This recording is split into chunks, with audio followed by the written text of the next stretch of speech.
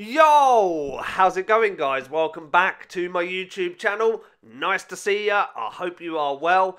I'm going to get stuck straight into this. Today we are talking about DC comic books, more specifically sort of DC superheroes, as right now in London there is an amazing DC comic exhibition, The Dawn of Superheroes. It's a new exhibition. The doors are open officially today up until September the 9th. I was fortunate enough to get myself a press pass, so I went and checked it out yesterday, and I can tell you it is mind-blowing. It is so good. I really wasn't expecting it to be that good, but it blew all expectations out of the water. I was truly chuffed to be, that close to some of the most iconic costumes you have seen on screen in regards to DC films. And not only that, there was sort of original comic book art, all the original comic book front pages of like issue 1 of Superman, the original sort of designs and how that, it was just crazy. I couldn't get my head around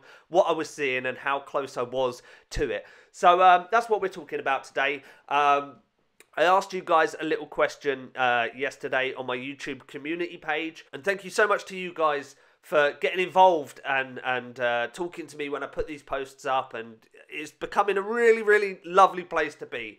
I've sort of abandoned a few other social media channels, and I'm putting way more effort into my YouTube because of you guys and how interactive and how lovely you are, so I appreciate that. I asked a question: who is the best superhero out of Batman and Superman? So I'll reveal the results of that vote.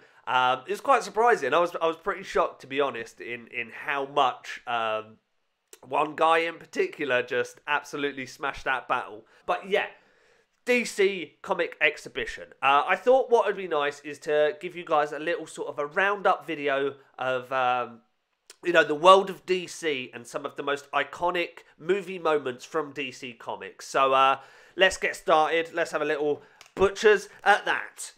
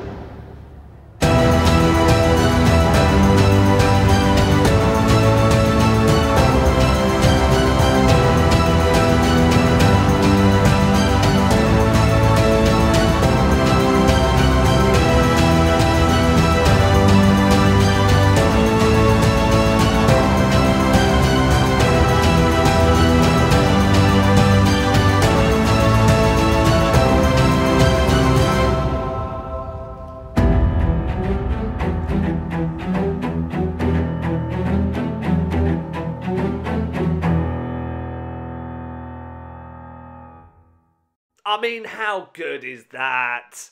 I mean, there are some so iconic moments in that. I mean, some before my time, to be honest. But, as an 80s kid growing up in the 90s, I think it was all about those Batman films, wasn't it? I think Batman Forever or Batman and Robin, they were really iconic with George Clooney, Chris O'Donnell. You know, and the Tim Burton-esque spin on the villains in particular. You know, Jim Carrey as the Riddler, Tommy Lee Jones as Two-Face. We had Michelle Pfeiffer as Catwoman, Arnold Schwarzenegger as Mr. Freeze. It really was just, you know, I think as the films have developed, especially in more recent times, you know, with like Christian Bale as Batman and Ben Affleck as Batman, you know, the character has become a lot more darker on screen. But growing up in the 90s, I think even, you know, the Val Kilmer film with Jack Nicholson as the Joker, again, just so good. Because they were very comic book-esque, you know, a sort of a warped reality, whereas I think they've moved a bit more into a darker reality if they existed in the world as it stands today. Whereas back then they were very heavily influenced in the comic book world. But nonetheless, the DC exhibition had a few of these iconic costumes on display, and it was amazing to be so up close and seeing the detail on the costumes and knowing the actors that once wore these costumes and the amount of times you've seen the films, and you just never really think, I wonder where that costume is now.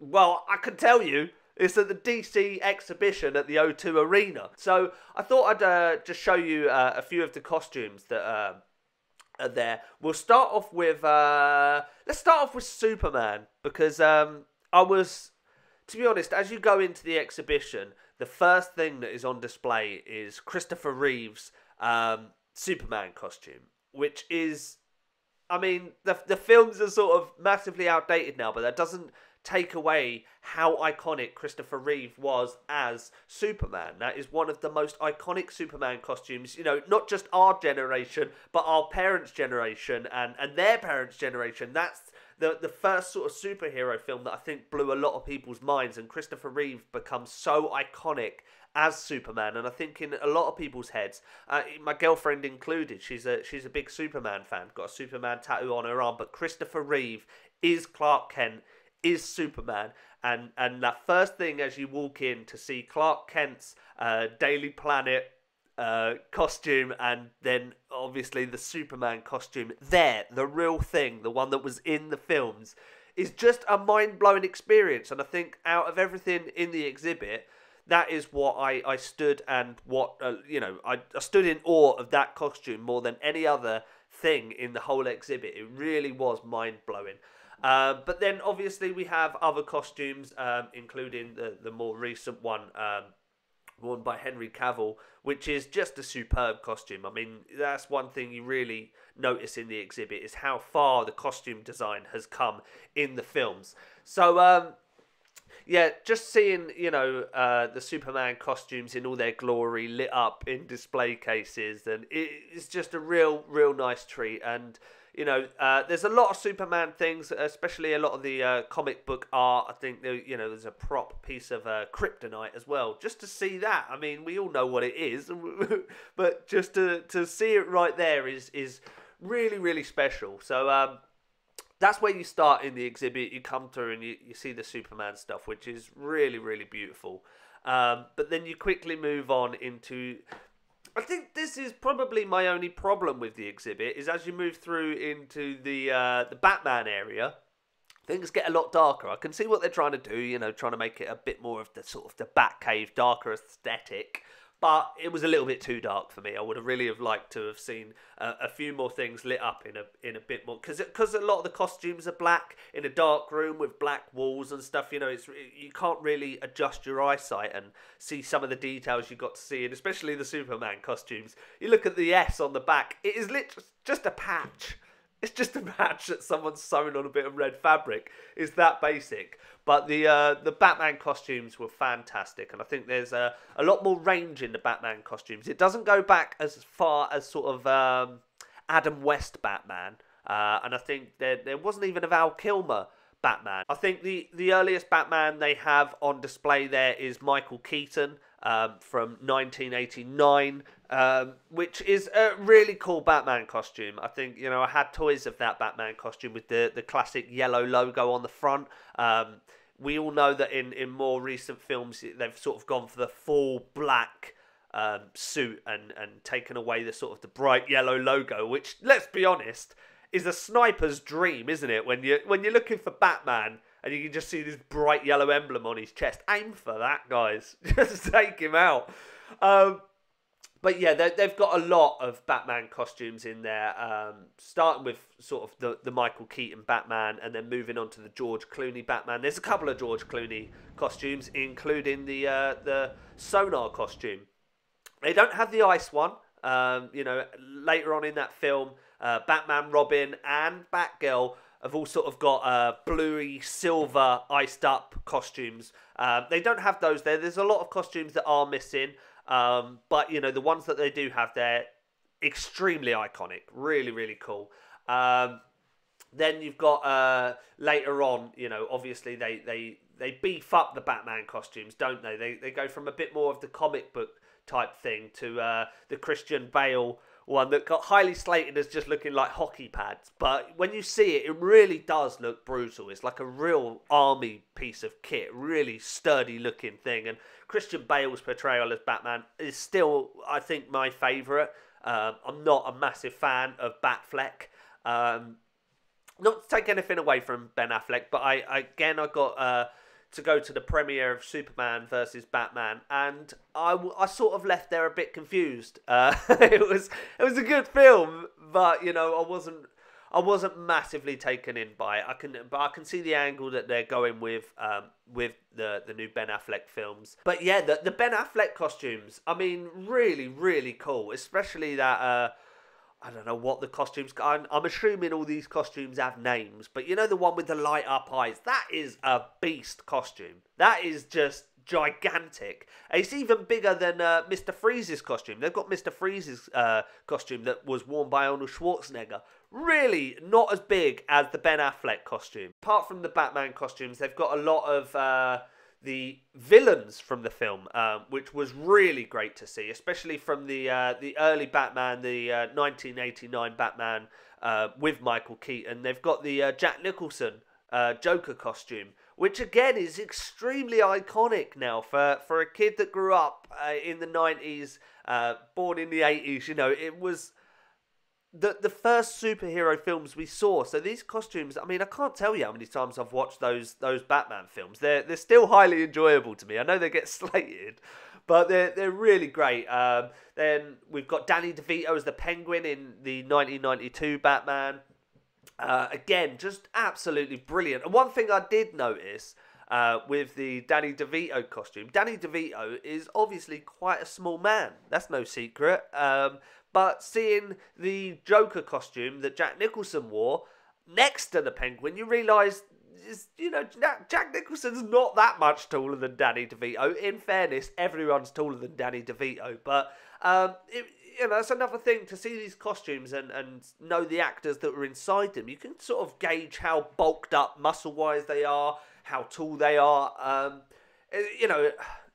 I really can't big up how amazing it is to be that close to some of the costumes. And things like the Michelle Pfeiffer costume, the Catwoman costume. To see it, you know, God, it really was a cool costume in the films. And you know, we've not really seen Catwoman make any other appearances on screen. And I think that was probably one of the best. And, you know, it's almost a bit closer to the style now, very dark, you know, a bit gothic, and it really, really was cool. So to see that on display, again, just absolutely amazing. There was a lot of ones from the 1997 films and the 1995 films, you know, Mr. Freeze, the Riddler, Two-Face, Chris O'Donnell's Robin costume, which me and my brother growing up, I think we both had our hair cut with the sort of the cow's lick thing like Chris said. He was really cool in those films. Alicia Silverstone, who played Batgirl, one of her costumes is there. Again, pretty cool just to see it there. Some of the models that they're on obviously are piss poor waxworks. They vaguely look like the people, but it's the costumes. The costumes are all real. They are the ones that appeared in the films. These have been donated to this exhibition via private collections, via the guys at Warner Brothers who obviously own some of these costumes and props and stuff.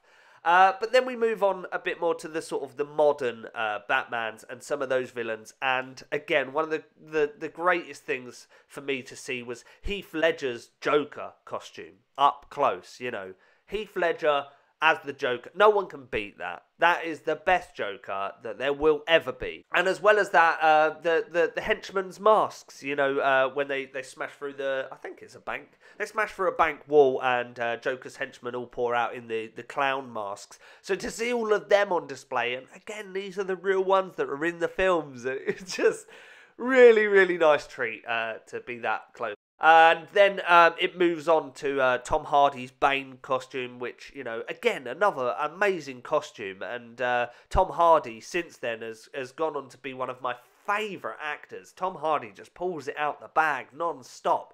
What an amazing guy. You don't get to see much of Tom Hardy. He's got a shaved head and this whole fucking mask strapped to his face the entire time. And then another one, there wasn't much from the Suicide Squad as far as costumes are concerned, but thankfully there was the Harley Quinn costume worn by Margot Robbie, which was brilliant. I mean, that's such a cool costume. Margot Robbie was hella hot in that film, and to see that costume on display, badass. Really pretty cool. As well as that, Harley Quinn's guns and the Joker's gun. That is pretty much it for the exhibition stuff. You know, there's tons more cool stuff. Like I say, artwork all over the walls, all the original comic book drawings before they've even been inked in. You know, you get to see that a lot of the writing is cut out and placed and built up like a bit of a mosaic. You know, it's not just one solid drawing. Someone's drawing Batman, someone's doing the writing, and then they cut them all out, stick them all together. So those composites,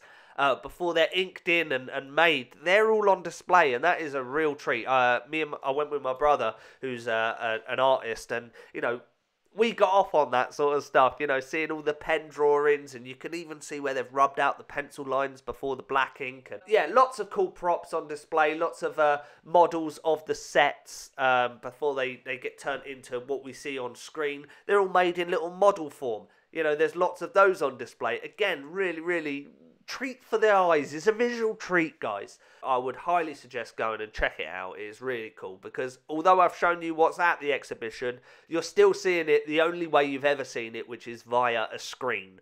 You know, to go and see it and get your nose right up close to that Perspex glass box and just almost sniff the superhero essence. So just before we wrap up, guys, I wanted to do the results of our little YouTube poll that I put out yesterday.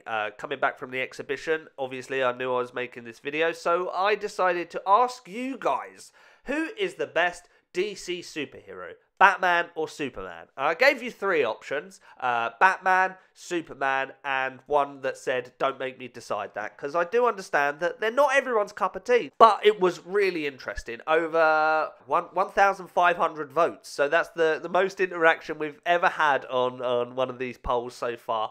But I'm really quite surprised. Out of the 1,500 votes, 72% of you chose Batman.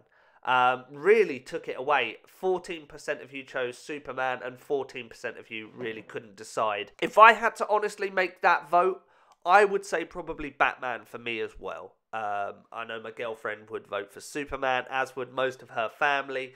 But, you know, there is something special about Batman, and I think because we've had such a vast collection of Batman, you know, TV shows, then into the films in the late 80s, early 90s, and then the ones in the 2000s and the more recent ones. There's a lot more Batman to choose from than Superman.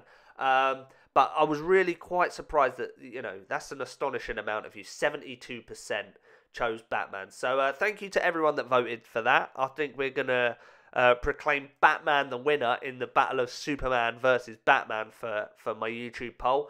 But guys, thank you so much for tuning in. I hope you've enjoyed this, and like I say, I'll put all the links for the DC exhibition down below. Until next time, guys, thank you so much. Lots of love, peace out, and I will see you soon.